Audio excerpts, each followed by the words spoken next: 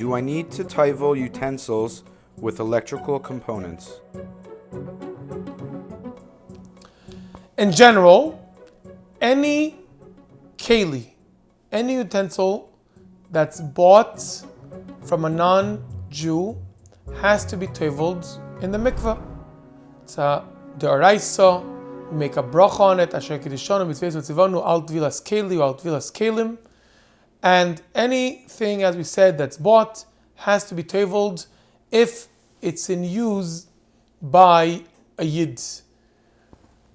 What do we do regarding to electric utensils? How do we toivel them? Especially when you buy them, it has a big sticker. It says, sometimes do not wet. For sure, don't dip in water. How do you deal with this case? So there are a few solutions.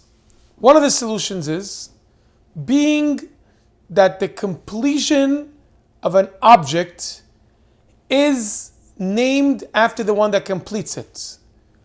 Ein ha-melacha nikres el al shem goimro. The one that finals it, the one that completes it, it's named after him. So one way to do it is, you take this electric utensil, whatever it is, take it to somebody that really knows what he's doing. You ask him to take it apart and then reconnect it by Yid. And if the completion is done by Yid, it doesn't have to be toiveled. That's solution number one. Obviously, it has to be done by somebody that really knows what he's doing, but that could be one solution. Another solution is that, based on consulting with somebody professional, some of these utensils, even though it says do not wet, if you take them and you toivel them, and then you dry it well for 24 hours, 48 hours, it will not ruin it, and you could actually wet it, put it in a mikveh, toivel it, let it dry for as long as it has to be dried, as I said, 24, 48 hours, and then you could use it, and it will be okay. Once again, only do it after consulting with somebody professional. The third way of doing it is to be very, very mekel. What is the kula? What's the lenient way out? It's brought down in a sefer called She'arim HaMetziyonim B'Halacha, that a thing that is called klei adama. Klei adama is an object, is a utensil that's connected to the ground. Only thing that's mekabel tumo, that receives impurity, is only something that's an object that could be moved from one place to another. If it's klei adama, if it's connected to the ground, it's not mekabel tumo, it doesn't have to be toiveled.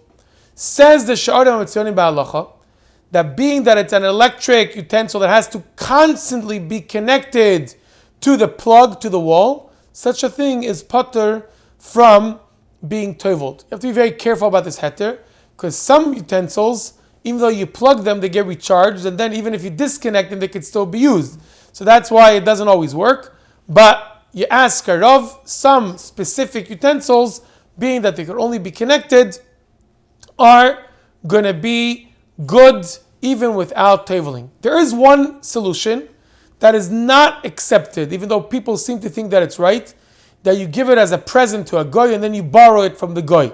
So you have a cleaning lady and you say to the cleaning lady, would you like to buy this from me? And she doesn't really understand what you're saying. She says, yes, maybe tomorrow, and she picks it up.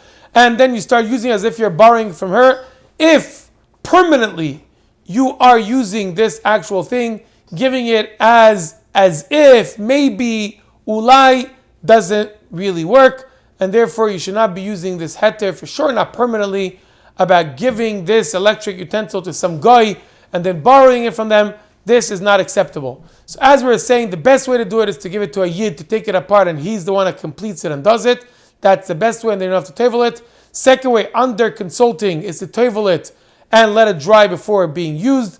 And the third way is some utensils, being that they constantly have to be connected to the wall, to the plug, you could be matir and not toivel them. And the solution of giving it as a present to a goy and then borrowing it is not acceptable, for sure not permanently. Very important is that the only thing that has to be toiveled, the only thing that has to be put into the mikveh, is only the part that actually touches the food. I mean, sometimes it could only be the pan, sometimes it could only be a certain net. Only those parts are the ones that have to be toiveled. Another mistake that sometimes people make is people think that if you use it one time, it doesn't have to be toiveled.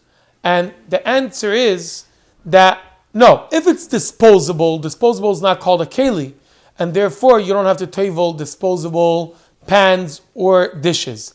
But using it one time with the intention of using it long term is not called disposable, and therefore, yes, it has to be toiveled even if you're using it just for the first time. If it's the first time of many, it has to be toiveled in a mikveh with a bracha. This whole idea of being lenient about it or not lenient, there's a very general rule. And the general rule is Sveika de'araisa lechumra.